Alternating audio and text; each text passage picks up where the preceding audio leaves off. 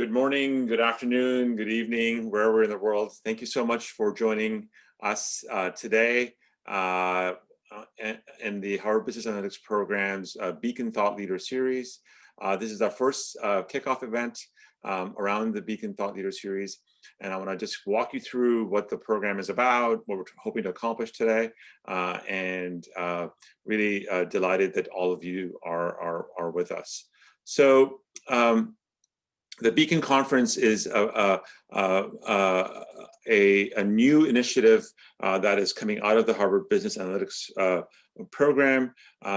This program is known as the Three Shields program at Harvard, where faculty from Harvard Business School, the Engineering School, and the Faculty of Arts and Science, the Stats Department, teach together participants on two very important stacks. There's a technical stack around statistics, machine learning, and systems, as well as the applications of those concepts to the world of business with digital strategy, digital marketing, operations, and leadership. We have participants that complete this program in 9 to 18 months. It's a blended format. We have live online classes that we do on Zoom, have asynchronous coursework where you learn on a platform, and then of course in-person immersions as well. It's a lot of work apparently.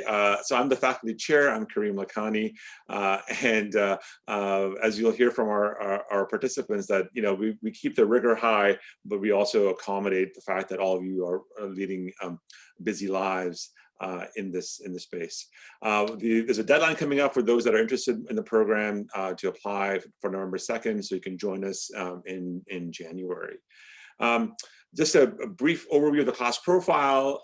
The age ranges from 28 to 60. Average age tends to be at 42. 2/3 of our participants hold advanced degrees. A third are women. We have 15 countries represented, and on average, about 18 years of work experience. Almost every single industry that's represented in the economy has some representation in our program, from consulting to professional services, government, education, entertainment, oil and gas, pharmaceuticals, you name it, healthcare, we're there. And then a lot of very interesting titles. So data analyst, founder CEO, VP of operations, CFO, software engineer, data analyst. And it's a really unique group that gets together to both learn and sort of expand their knowledge base, but I think also the power of the program is in the community we create.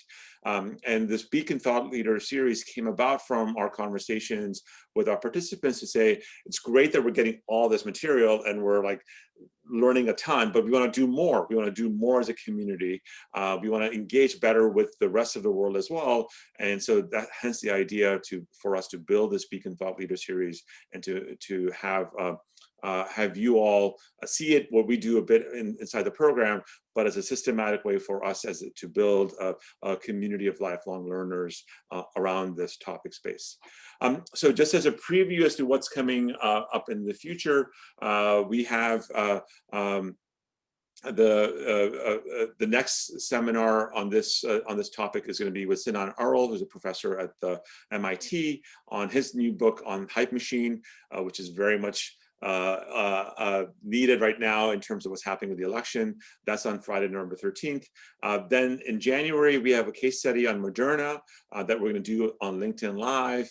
And this is going to be an exciting case study with their CEO working with us on how Moderna has been able to fast track their vaccine development for COVID. And then in February, we're going to have Michael Kearns talk about his book, The Ethical Algorithm, and that's going to be on Zoom only on February 4th as well. So we have a ton of activities around the topics of business analytics, which sort of gets into the application, like how is it that these technologies, these approaches get put into practice, both from a societal point of view, to a firm point of view, to a business strategy point of view.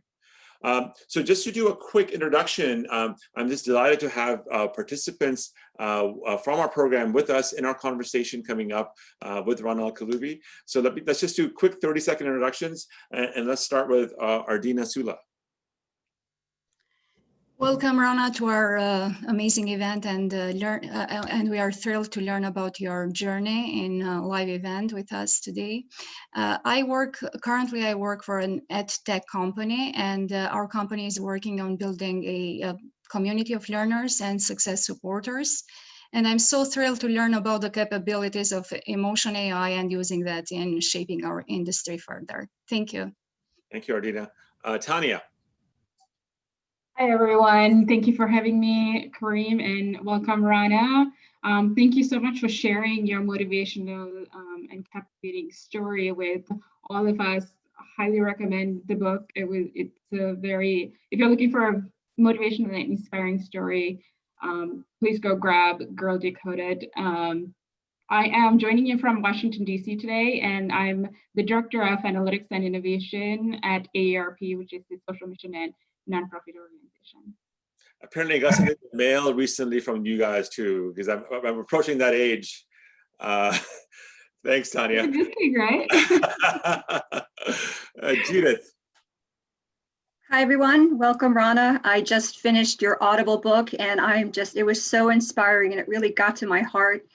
And I'm so excited to be on the same panel with you. I am a project manager for data analytics projects. I work in healthcare, and again, when you started talking about all of the emotional intelligence opportunities for AI and in all the different industries, and I was particularly interested in healthcare, it just again grabbed my heart. So welcome. Thank you. Andrea. Hi, good afternoon, everyone, and welcome, Rana. This is an honor for me to be with this event and all of the panelists sharing your life stories and sharing how you became a scientist in emotional AI.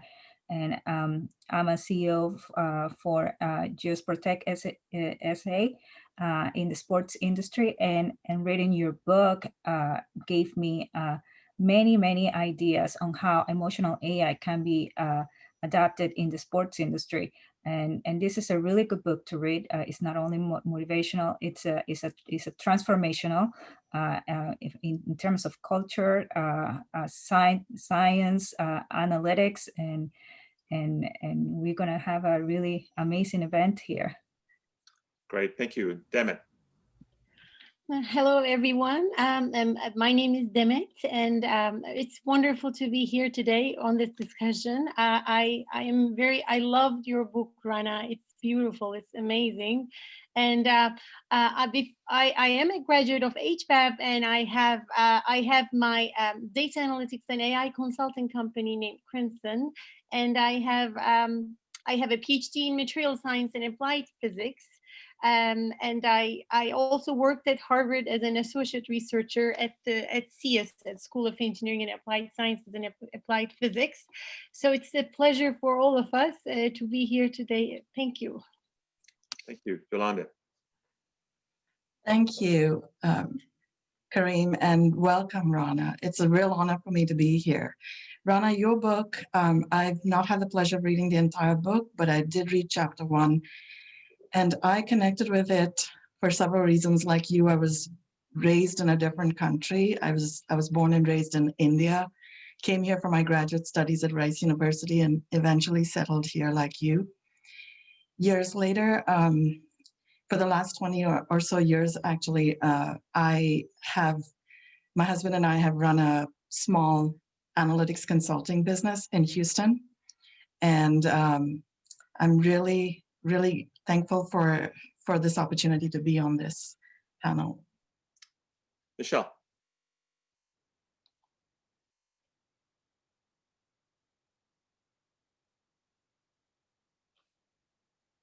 Michelle Burst.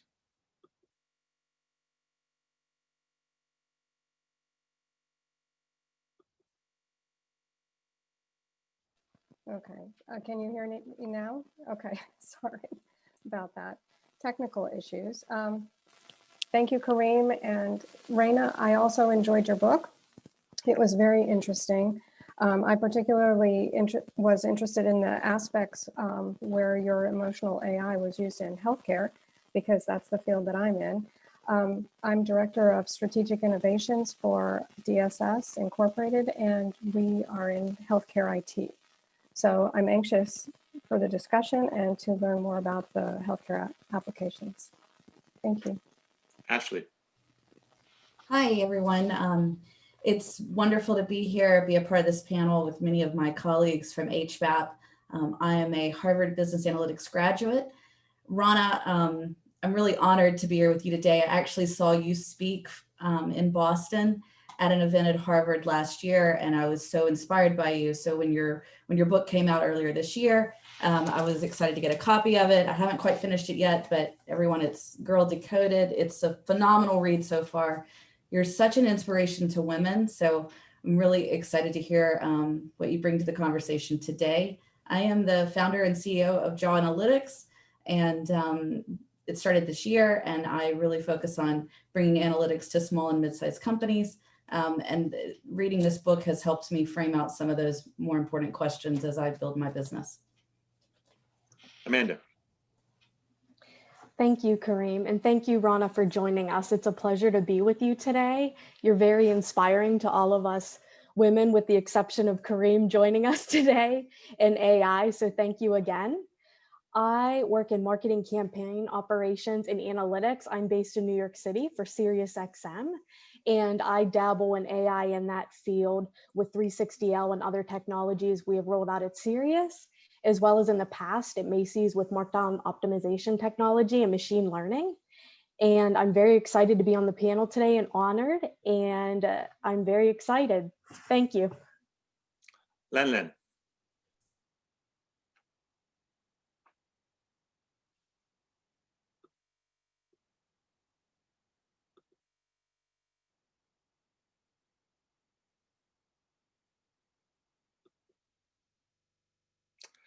Let's move on and we'll come back to her. Liette. Thank you, Kareem. Hello, Rana. I'm Liette Oker. I own my own company and work in AI strategy. So I really appreciated your space and your perspective in your book.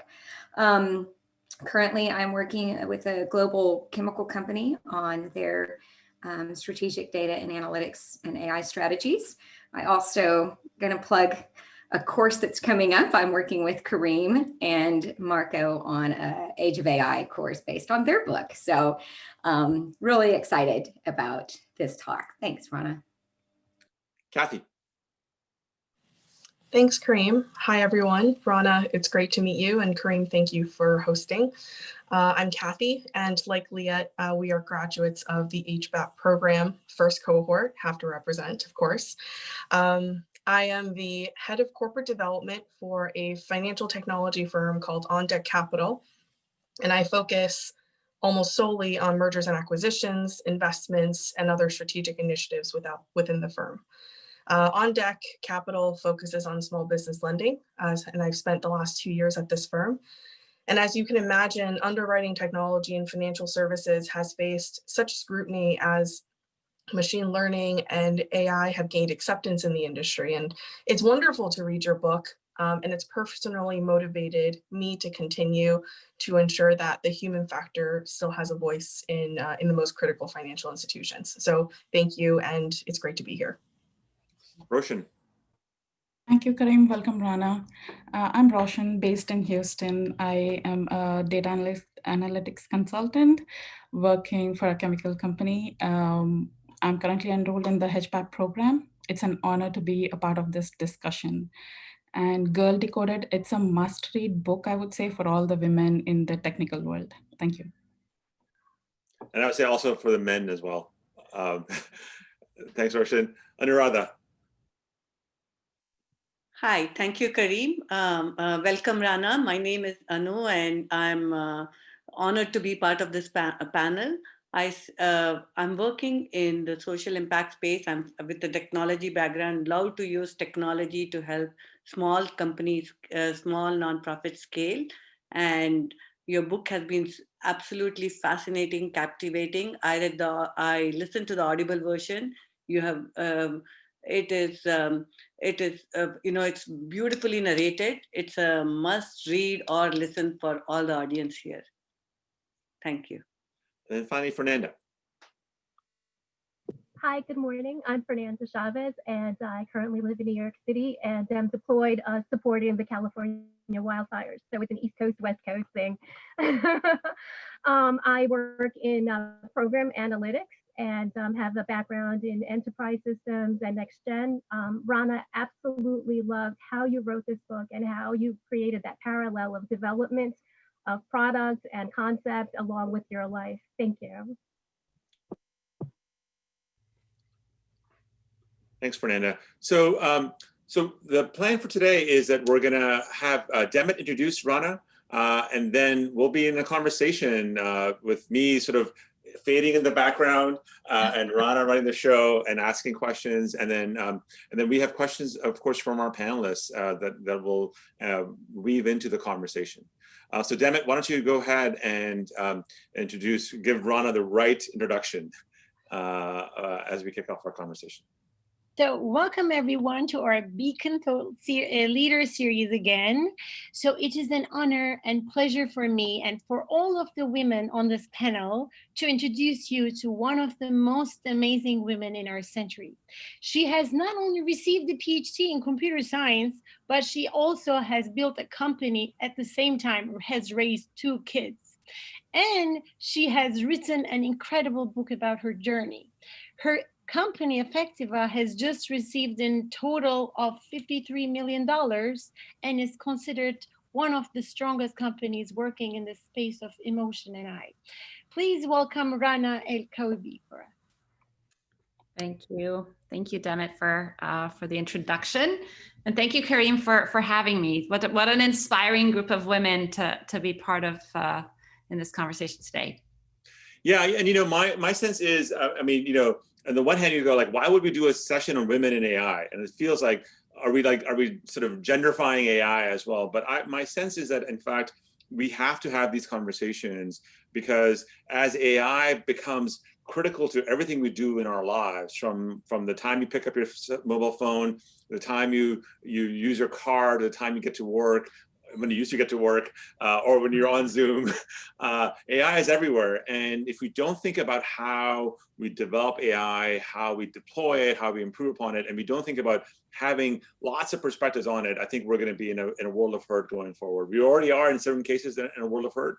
And so we felt, as we were thinking about, Beacon thought leaders, how do we actually showcase the really important and critical role of women in what's been a very much a male-dominated field for a long period of time. So, Rana, maybe you want to just give a sense of the journey that took us to where you are today. Like in compressed, the last X years of your life in like 30 seconds. Like, tell us sort of what for you were the important keystones, sort of turning points as you made choices that got you to where you are right now. All right, so I'll start all the way back. I'm originally Egyptian. I grew up around the Middle East. So my parents worked in Kuwait until the first Gulf War. Then we moved to Abu Dhabi. Both my parents are in technology. So I grew up very much kind of exposed to the latest and greatest technologies at home. And for me, what was really interesting is how technology affects human connection. So it's always been about how we can use technology to mediate and improve human communication. And I studied computer science at the American University in Cairo, and got very interested in the human-machine interface kind of research and vision, really. And from that point on, wanted to be a faculty. And so I decided to do my PhD, moved to Cambridge University. And really, when I got to Cambridge, that was the aha moment. That was when I realized, oh my goodness, computers are designed to be cognitively intelligent, lots of IQ, but we're completely missing this emotional and social intelligence piece of the equation, which is so key to intelligence. We know that from studying human intelligence. So focused my PhD on building an emotionally intelligent machine. And towards the end of my PhD, met this MIT professor who I'd been following for years. She'd been my role model, and she invited me to join her group at MIT Media Lab, the affective computing group. And again, I was on track to become faculty, right? So I joined as a postdoc, was getting my faculty application ready, but we quickly realized there was so much commercial interest in the core technology. At the time, it was assessing and understanding human facial expressions and mapping that to a wide variety of emotional and cognitive states. And I literally had a list of 20 different MIT companies and sponsors who wanted to buy the technology. And here I was like a researcher. I was like, you'd have to take me with the code, right? And so that was the impetus for starting Affectiva over 10 years ago. And we've been on this mission to humanize technology and bring humans at the center of this AI equation and this AI universe.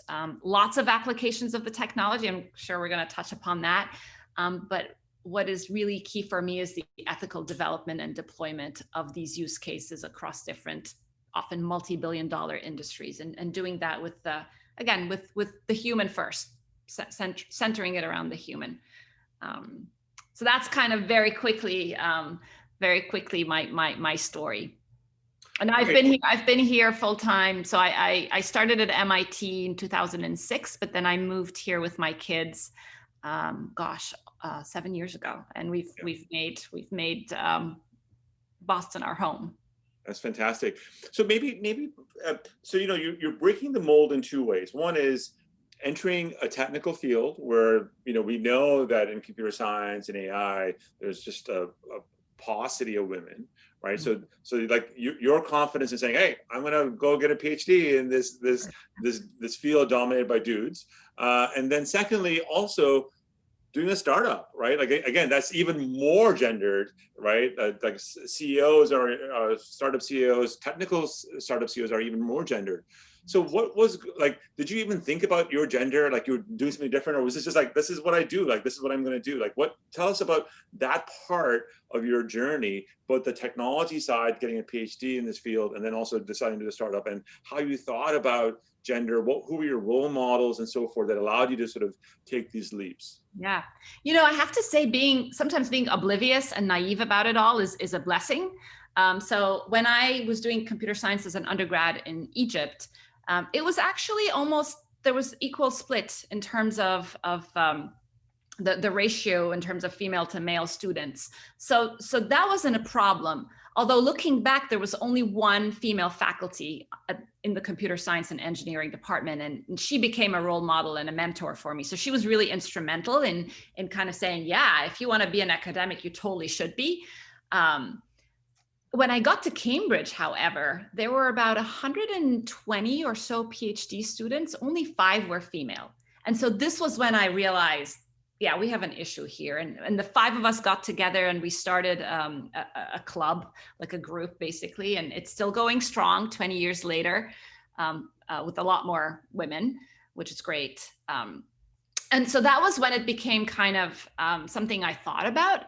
And honestly, for me, I've always used it, as a superpower, right? Like being different, of course, makes things tough, but it also helps you stand out. And so that was kind of always my mantra. I think the most challenging of this experience, being a woman in tech, was when I was raising money for the company. So we've raised 53 million in total. Our initial round of funding, we were raising from the Bay Area, like we did the Sand Hill Roadshow, meeting with many, many VCs. And it was me and my co-founder, who's an MIT professor. She's a woman.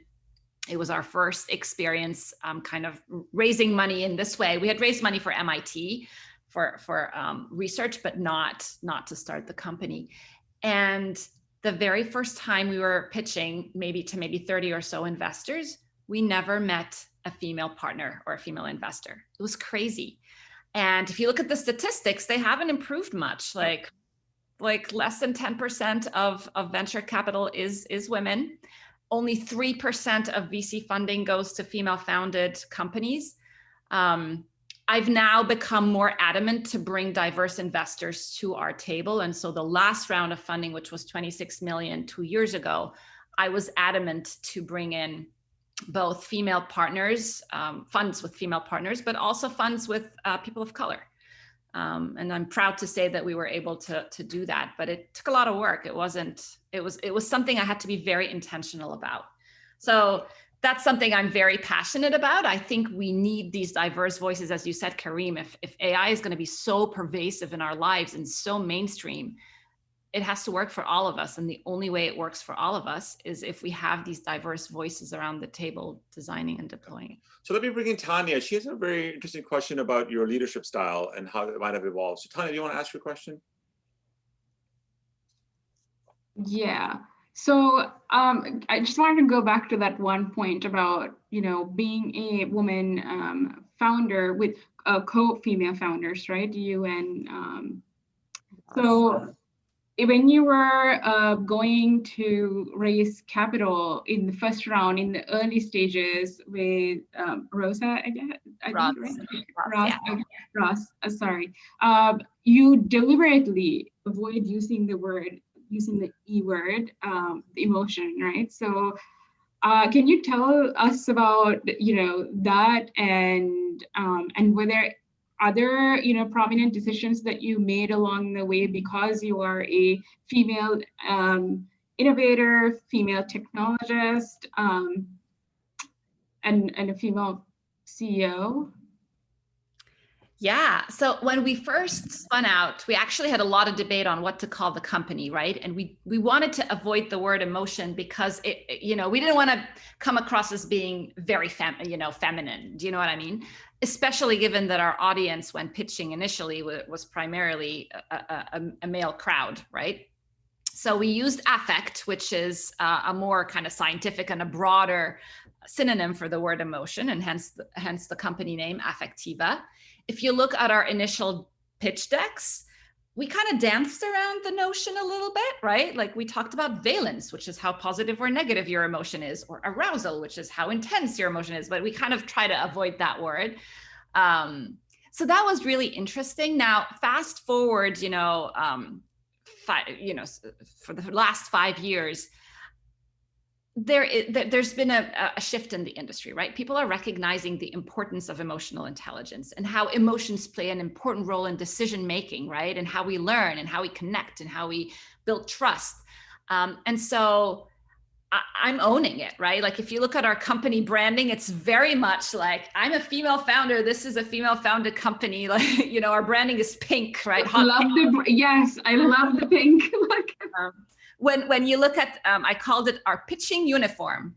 So the initial kind of uniform that Roz and I wore when pitching to investors was this drab, like gray suits. And I used to wear the hijab at the time, so I was very visibly Muslim as well. And it was all these like drab colors, right? And now I just own it, right? I'll show up with a colorful dress like this one, and I'll wear dresses, right? And so I think at some point in time in my career, and that was probably coincides when I stepped into the CEO role, which is another story, hopefully we'll get to, but I've only been CEO at the company for the last 4 years. My previous role was the Chief Technology Officer. And when I stepped into the CEO role, I made a very conscious decision to bring me to the table, right? The authentic me, to be an authentic leader and embrace all the things that make me quirky, right? I am a technical founder. This is my background, but I'm also like a mother and a woman, and I decided to embrace that. And lead with empathy. Like empathy for me is so important, and it's such an integral part of our company culture. So I lead with empathy, but it doesn't mean that I'm not kick-ass. I can make hard decisions and challenge.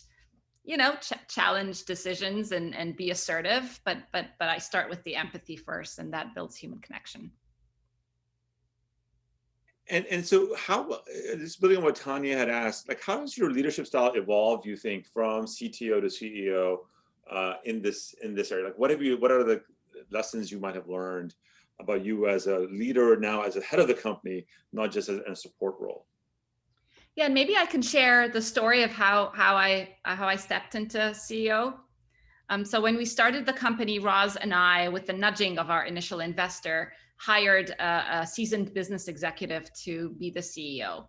And he was CEO for 4 years, but he was commuting back and forth from the Bay Area. And so after 4 years, he decided to move on. So the question became, all right, who's going to be the next CEO? And a few members of our board said, well, Rana should be. It's her company, it's her baby, And I remember thinking, I've never been CEO before, and I don't want to fail. Like I was too scared, and I was like, I don't think I can do this. So I declined the opportunity.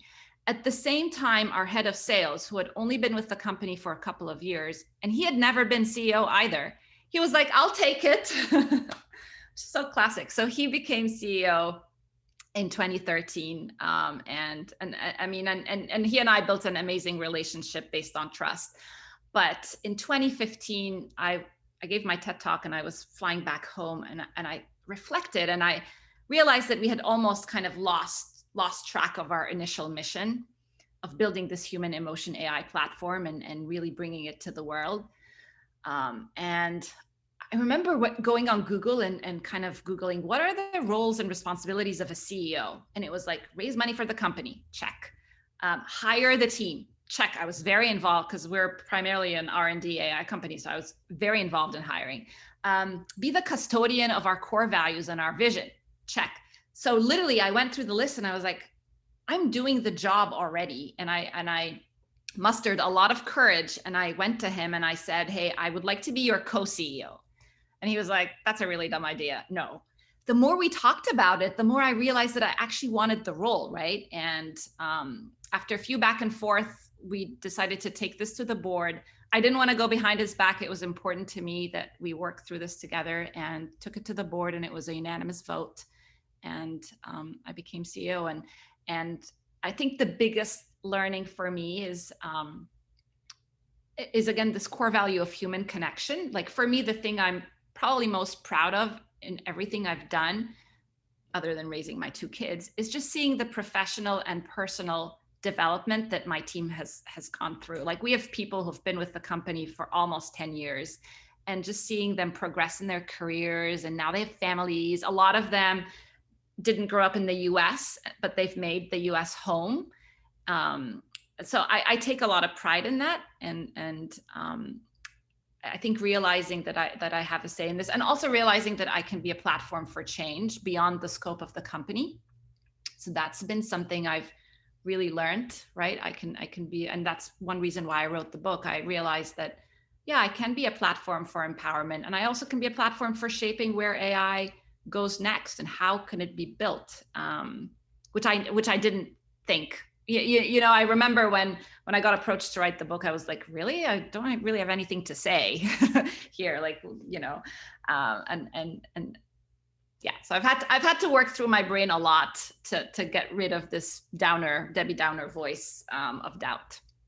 So Rana, let me add one more question from Liette. Liette has a question on work-life balance, so that we sort of understand sort of this. Again, it's unusual, right? It should not be, but it is. To see women doing tech startups, right, in AI.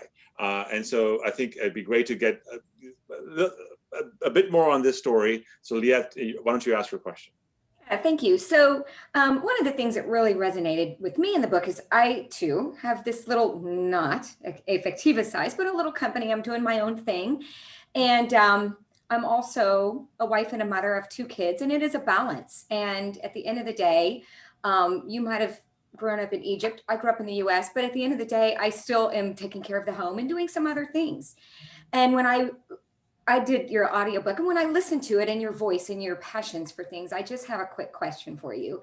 What is just that one piece of advice, that nugget that you would give working moms and their significant others, so the other people at home, when they take on a project that's time consuming and high impact and can really make some major changes? What's that one piece of advice that you give to others? I learned this the hard way, and the long way, I guess.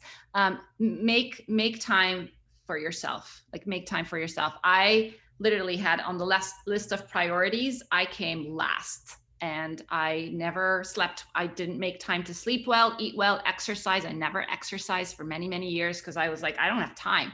And now I make it a point. And I think it's important not just for me and my kids to see that, but my team. So on Friday mornings, I have Zumba class. It's on my calendar. It's public. You're not allowed to schedule on top of it unless it's an investor who's going to literally write a check for 10 million or something on the spot. So, and I think that sends a clear signal that your mental and physical health is important. We're in this for the long run.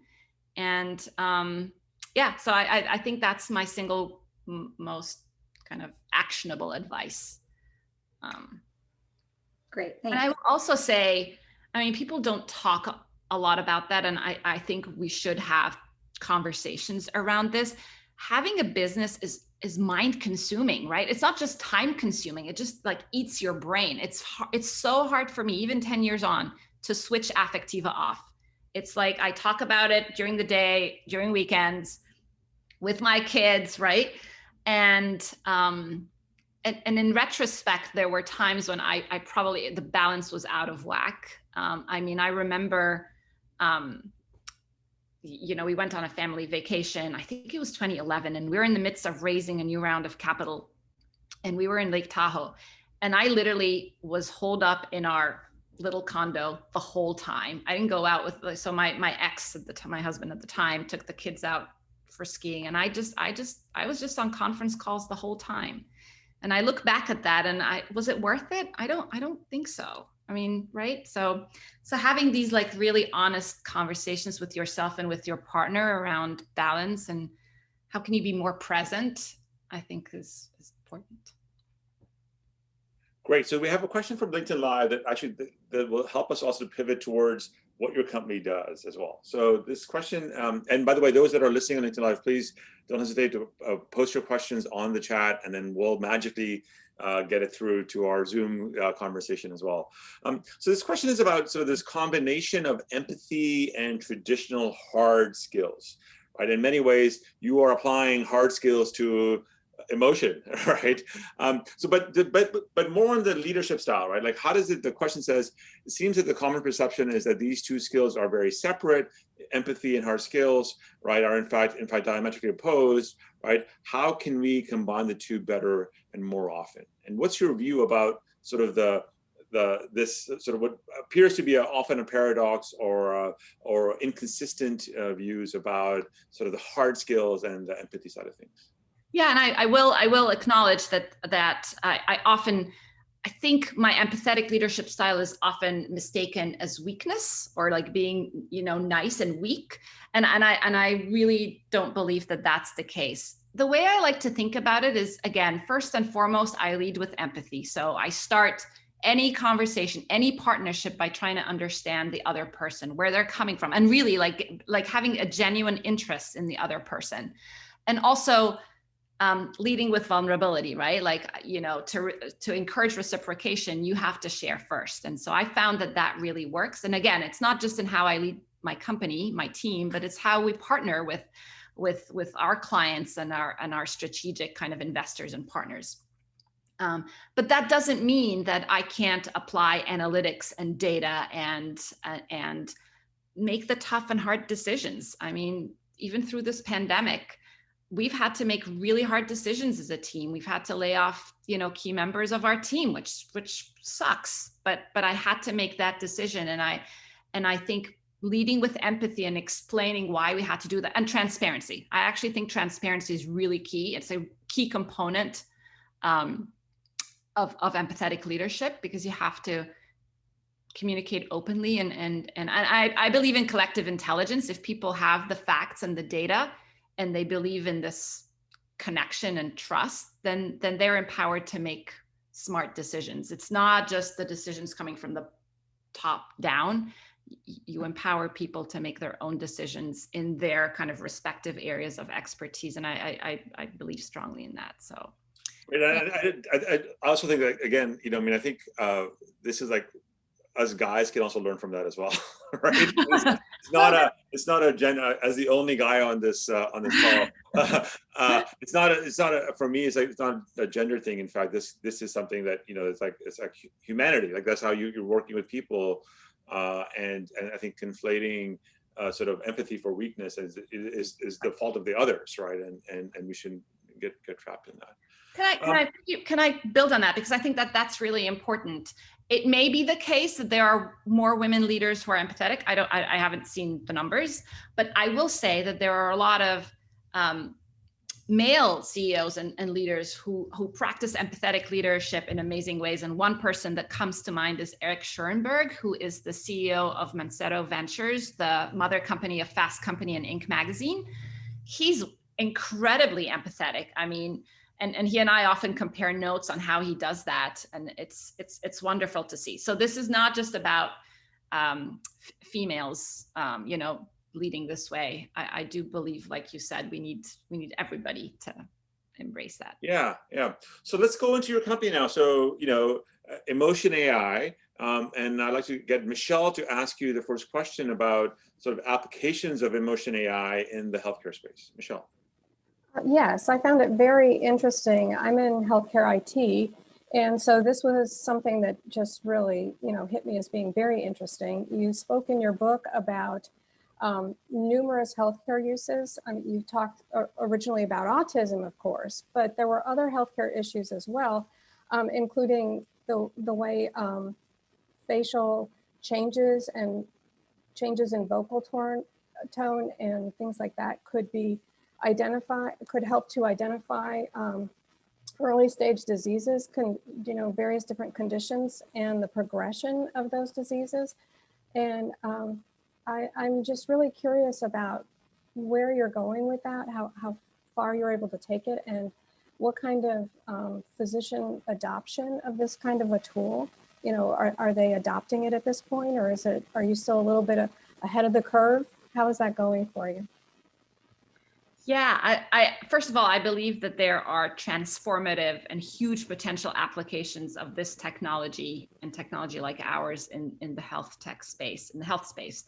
I think the first and foremost application is around mental health. So when you walk into a doctor's office today, they don't ask you, oh, Michelle, what's your temperature or what's your blood pressure? They just measure it. We have sensors for this kind of, for these kind of vital signals. But unfortunately, when it comes to mental health and emotional well-being, the gold standard is still, you know, on a survey from 1 to 10, how stressed are you? How depressed are you?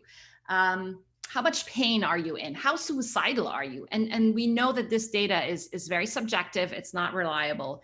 And instead, imagine if we can weave in these facial and vocal biomarkers for some of these mental health diseases and other types of diseases, where we can track a person longitudinally and we're able to determine a baseline for that individual. And because we're all, for better or worse, stuck in front of our technologies, you know, many hours of the day, that's an opportunity to capture that data and get a sense of where that person is on, you know, regarding their baseline. So if you deviate from your baseline and you're raising red flags, the algorithm can flag that to you or to a family member or even a doctor.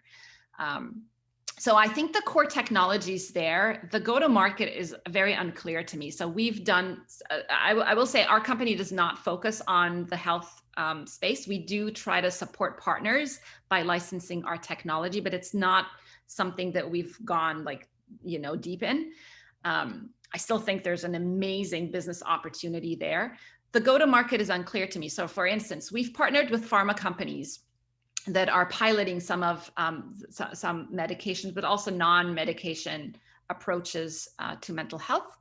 I don't know if that's the right path to getting this to market. I mean, one idea is to partner with social media platforms and ubiquitous technologies like an Amazon Alexa, for example, because we're already using or Zoom, right? We're already using these platforms. There's a huge privacy question, obviously, there. So I think it would be maybe that's like an interesting Harvard business case study, right? How do you bring this technology to the health space, healthcare space? And then one more use case, social robotics. We work with a company called Catalia Health, and they send social robots home with terminally ill patients, because you can't send a nurse or a caretaker with every patient. So the robot acts as a proxy, checks in with the patient every day, can engage the patient, can make sure you're taking your medication. And if that's not the case, they can escalate it to an actual human nurse. So it's this human machine collaboration. They're called cobots, collaborative robots. And I think we're going to start seeing more of these as well. Great. So next up is Andrea, and she's going to further ask you around like the applications of this technology in different use cases. Hi, yes, thank you, Karim and Reina. I had a question. Affectiva technology, it has, like you mentioned, many potentials in many industries, in the health industry, in the sports industry. Sport industry is a very male-dominated industry, and that's why I identify with your story. Even for employees, sometimes hiring female employees in a sport male-dominated industry, it's really hard. And I've been reading more about emotional artificial intelligence and the different applications that we can and where we can apply this technology and also industries. I know you're already applying it in the automotive industry, and I was wondering how do you see this technology being applied with the organization as a culture within an organization to improve equity for organizational culture and in any other industries where we can leverage this technology?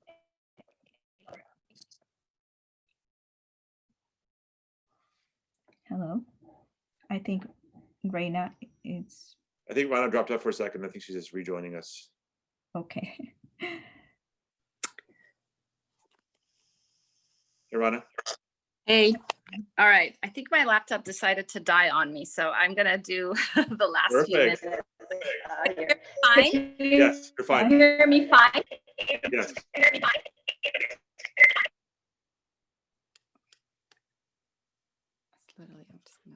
I'm gonna shut my laptop off. All right, I'm back. This has been happening. I think my laptop is protesting. All right, so can you hear me fine? Yes. Yeah. Okay, great. So the question, Andrea, you got cut off the last kind of couple of words, but you were talking about some of the that there are so many applications of the technology.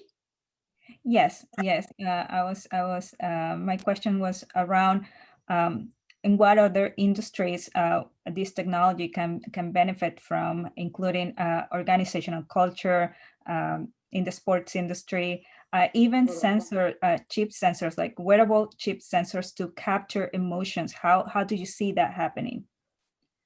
Yeah, so this is both what makes this super exciting as an opportunity, but it also makes it quite challenging. And in fact, there is an HBS case study on how we've kind of built the company strategy, because on the one hand, we can be a platform company where our core technology can be applied across many different industries, everything from, market research, automotive, education, sports, definitely mental health and sports and mental well-being is, being in the zone is really critical, to social robotics, healthcare, right? Like there are retail, the list just goes on, and we are routinely bombarded by companies who want to license our technology in these areas.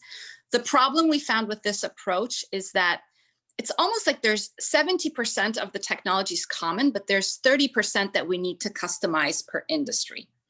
And so we've decided as a company to focus on a few core business units or industry applications. For now, it's media analytics and market research, but also automotive, because there's so many interesting things happening in the automotive industry around automation and AI. Our piece of it is in-cabin sensing and ensuring that the driver is being safe. But honestly, that's like the one thing that probably pains me the most as an entrepreneur in the space. I just know that there are so many applications, and I want to make sure that they are brought to market, and we can't do them all as a startup. And so definitely, definitely something that we struggle with a lot. Yes, thank you. It's actually true, and I look forward to what we can come up with your technology in the future. Absolutely, I think actually the application of emotion AI in sports and sports medicine is a big play. So maybe someday someone will start a company to focus on. I wonder for Zoom teaching, so I know which of my students are paying attention and which ones are not, So I think there's a huge application in like video conferencing, whether it's education or telehealth or like live events like this one, right? Like we're all seeing each other, like this group, but however many number of people are on the live stream, we can't see them. We don't know if they're excited and engaged or like rolling their eyes and bored to death. Yeah, absolutely. Yeah. So Amanda, do you want to ask your question, Amanda Fetch, about like again, sort of this whole notion of emotion AI? And your question was interesting about, should we be taking emotion out of algorithms? Yeah, thank you, Kareem. So Rana, I had a question, and basically it surrounds, I sort of touched on this earlier. I work at SiriusXM, and we work with 360L and different technologies alongside of Pandora on making recommendations for different song selections based on listening preferences. We have like hundreds of attributes we put into this algorithm based on, tone of voice in a song, genre, and things like that. So we essentially take something that is emotional and human, and we completely remove the human emotion out of it. What are your thoughts on sort of working backwards in something where you would think we would want that emotion, but we're actually excluding it? So I was curious to get your thoughts and feedback on that, and how, just basically what you think about that and that kind of trend in the industry right now. It doesn't sound like you're completely removing it. It sounds like you're quantifying it, maybe, right? But I mean, music and emotions totally overlap, right? We all know from our personal experiences that depending on our mood, we're going to want to listen to a different playlist, right?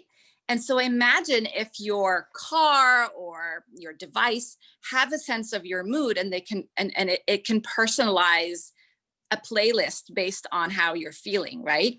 Among other factors. Like, it wouldn't be the only factor, but it's definitely a factor.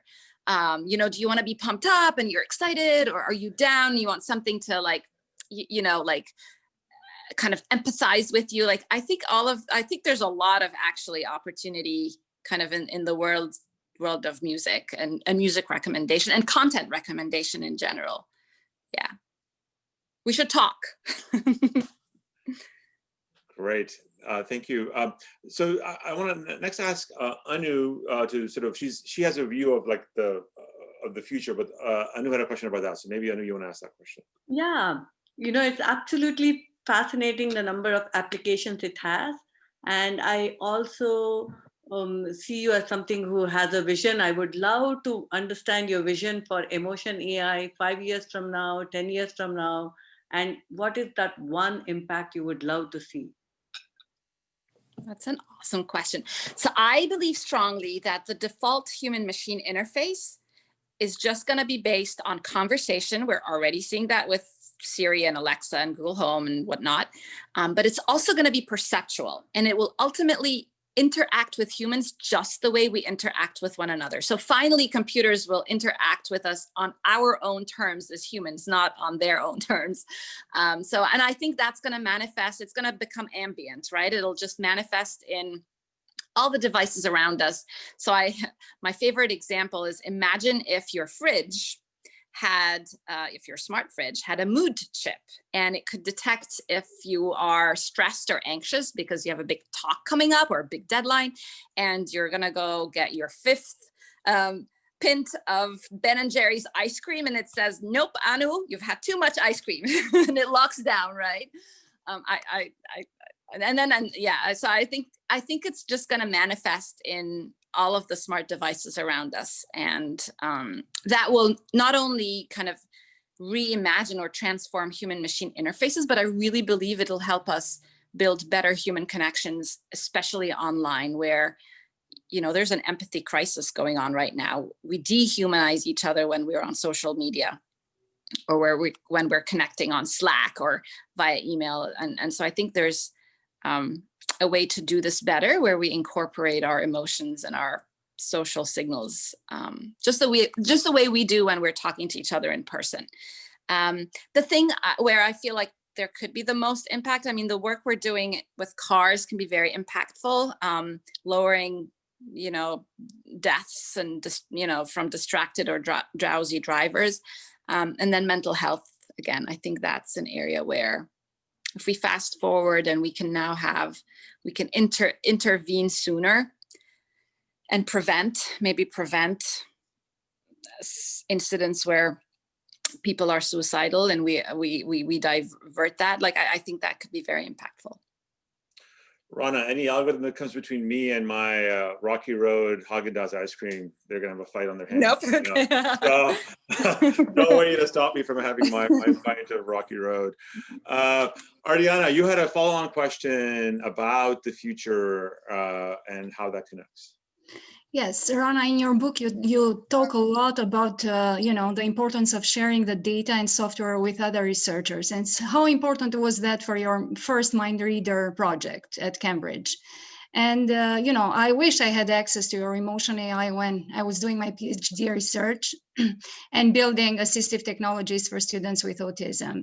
But fast forwarding now, as emotion sensing is shaping every industry, and to develop, this more into every tech and industry, do you envision, now I'm asking Rana as a researcher, not CEO, because you are not going to like this question, do you envision an open emotion AI?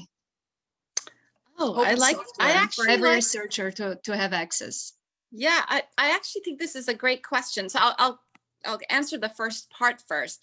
I was so lucky when I got to Cambridge, and I realized, this is machine learning, so anybody in the machine learning space knows that it's not just about the algorithm. These algorithms are often very data hungry, and the more diverse the data you have, the more robust and accurate your algorithm is going to be. And so I wanted to build this, emotion data set, and I serendipitously got connected to the head of the Autism Research Center at Cambridge, Professor Simon Baring-Cohen.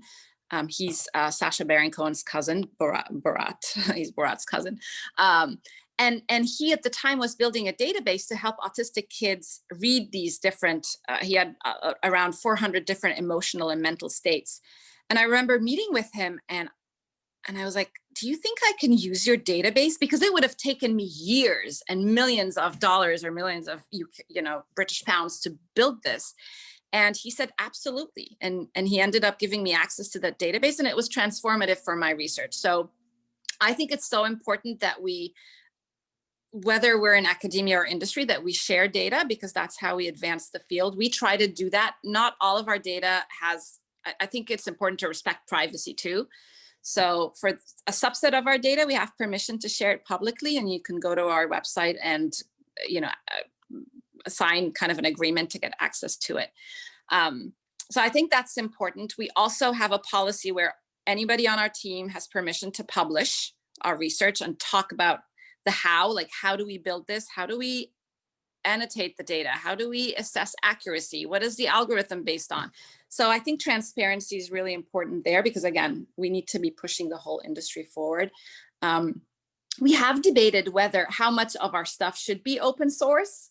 That's a trickier question. Although honestly, I don't think all of the IP is in the algorithm. I think a lot of the IP is in the data and in the science, like how do you sample this data? How do you fine tune the parameters? So maybe it is a debate we have a lot. I will say that. Okay, Ashley's next. Sure. So Rana, it's obvious that the work you're doing is really important, bringing emotion to the AI space. And just bringing it back to center, I'm very curious in the CEO role, what keeps you up at night? Ooh, okay. How much time do we have? No, seriously.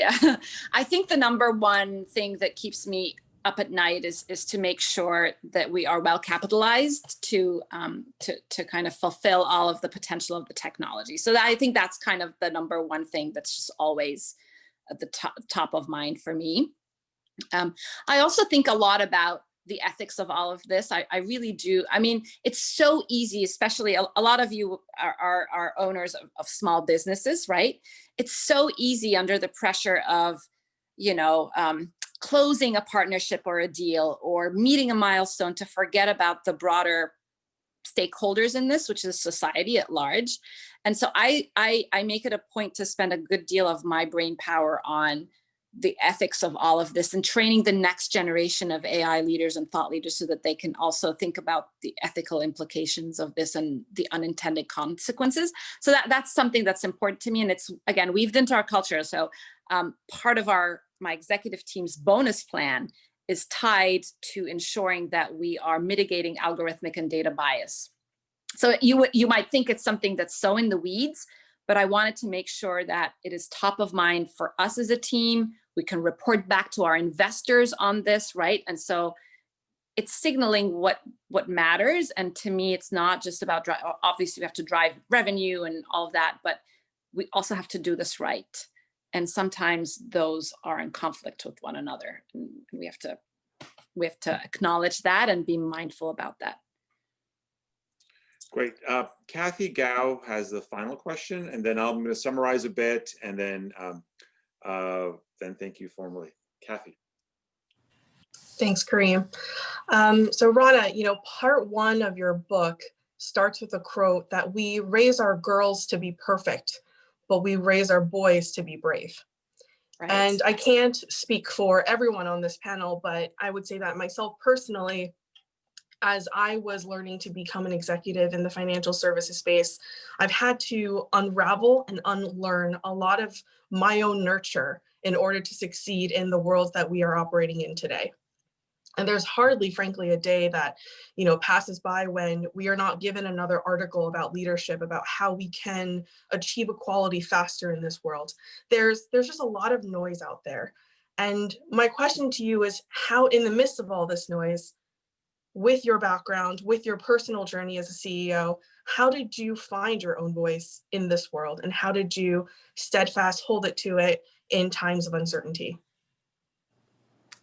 Thank you. And by the way, that quote is by Reshma Sanjani. She is the founder and CEO of Girls Who Code, and she's awesome. And her book is called Brave, Not Perfect, and I highly recommend it. It's awesome. And her story is also amazing.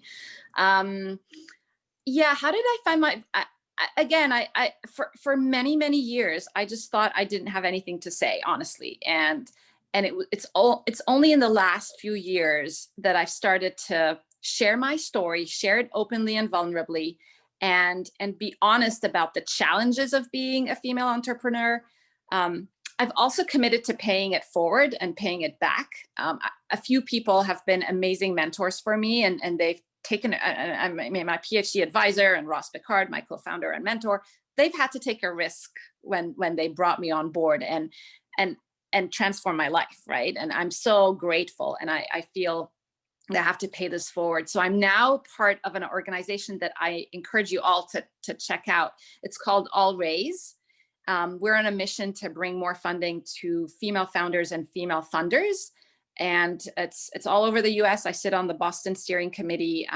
They have a lot of amazing virtual events, but also the network is incredible too, because you meet like-minded female entrepreneurs and female investors. So I encourage you to check it out. And I found it just very gratifying to be part of this. We have a lot of work to do, all of us, but it's good to know that we are forging ahead. Thank you. Thank you, Rana. Before we close, I just want to first do a little pitch for our program again. So for those of you that are interested in our program, the next deadline coming up is November 2nd. And if you want to be in these conversations, both understand the technology that Rana has built, but also how to build the business around that, this is a great program, and to be in these conversations with these amazing participants who want to continue to push the boundaries about where we think about business, where we think about community, where we think about impact on society, and impact on our personal lives. So we hope that some of you will be joining us in our January cohort. Kareem, can I say something about this program, because I'm a fan. I've not gone through it, but I know a lot of people who have, and obviously I know you. I think the interdisciplinary aspect of this program is so unique, right? The fact that you can do all this data analytics and machine learning and get an inside view into that, but then combine that with business strategy and then think about, like, where can it apply in business, and the broader societal, like, I think it's just awesome. Thank you. If I apply, will you accept me? Like, we'll think about it. Can we go on get special record? consideration. You should be faculty in the program, not a student. But it's great. I also want to just, for our audience, again, just let you know that this book is out there on Amazon. It's a fantastic book, 5 stars on Amazon. Encourage you to get the book, encourage you to write the reviews of the books, because algorithms matter, as we know, and really sort of learn, again, for the men out there as well as the women, I think the story here and the narrative is just perfect, and it really sort of shows you what it takes for somebody to be a leader in the space and how you get yourself around that. And I think it's just a fantastic narrative that we're grateful for you sharing with us. So again, Rana, thank you again for taking the time. Thank you to all of our participants for taking the time and engaging with us. It's fantastic. Again, we had hoped that you do this in person in August of this year, but something called a pandemic came in the way. When we reboot the Beacon series with our conference here on campus here at HBS, we'll definitely have you back again. Maybe you'll have your second book done by that time. We can talk about your second book. But no, thank you so much for taking the time and engaging with our program and with all our participants. Thank you so much for having me. It was super fun and super inspiring to hear from everybody on the panel as well. Thank you. All right, everybody stay safe out there, and don't forget to mask up. Thank you. Thank you. Thank you.